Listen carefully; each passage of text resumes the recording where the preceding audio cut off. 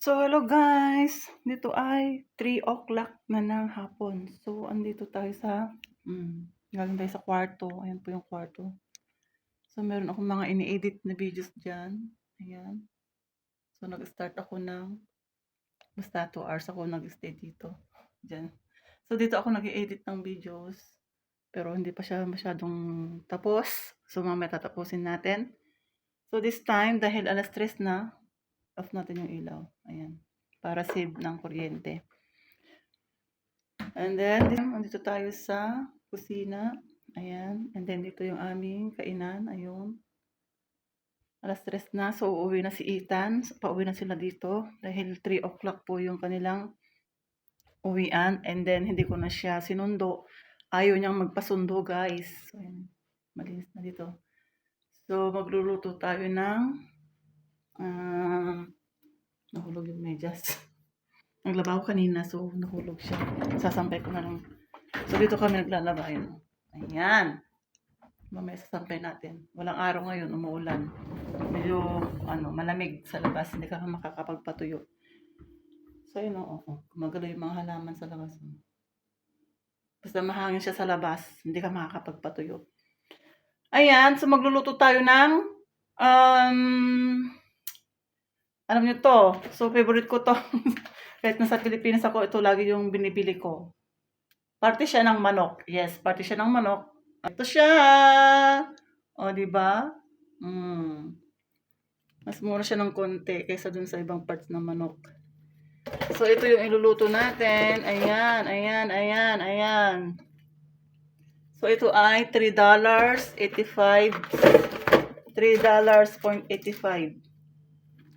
Yung isa naman ay $3.72. O, ayan. Something 100, 100, nasa 150 na lang kamo ito, isang ganito.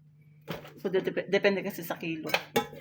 So, ito yung iluluto ko, i-adobo ko. Ayan, ayan, ayan, ayan.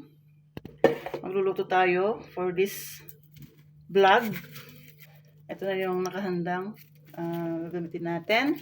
Sibuyas, bawang, syempre, ang paminta. Ayan. And then, magagamit tayo ng oyster sauce. Magagamit tayo ng oyster. And then, ako kasi pag nag-aadobo guys, naglalagay ako ng tomato ketchup. So, yung UFC. Ayan. UFC. Tapos, naglalagay din ako ng, ano ba yun? Ito. Bay leaves.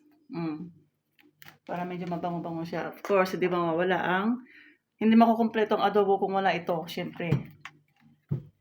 Para magmukhang adobo. O, di ba? Toyo. Ito yung toyo. Andito yung toyo ko lahat. Wala muna sa ulo. So, yung mga toyo ko, andito muna. Mamaya pa ako tutuyoin pag napagod na ako magluto. Syempre, stress na or haggard na yung mukha. Tutuyuin na ako. And then, maglalagay tayo ng, of course, suka. And then, dato puti. So, na-defrost naman na yung paa ng manok. Then, lilinisan ko na lang siya. Tatanggalin natin yung kuko. As gagawa muna ako ng merienda ni Ethan. Tsaka ni CJ. Si CJ kasi hindi siya masyadong nagme-merienda eh. So, iyan naman natin ng konti itong, ayan. Kasi yung lamig sa labas, tumatagos siya dito sa salamin. Kasi malamig din sa salamin, malamig na siya. So, kapag hindi mo siya tinakpan kasi ganyan, yung lamig, syempre, malamig sa labas. Yung lamig sa labas, syempre, lumalamig din dito sa loob. So, kailangan nating, ayan, para hindi siya makapasok, di ba? Parang lang. So, magluluto na tayo, guys. So, mamaya papakita ko after kung maluto yung paa. Yung paa kasi lilinisan ko muna. Medyo aabutin ako ng 10 minutes sa paglilinis. So, yun guys, ipapakita ko mamaya yung aking nilutong paa, adobong paa ng manok. Okay? So, ito lang naman, ayan.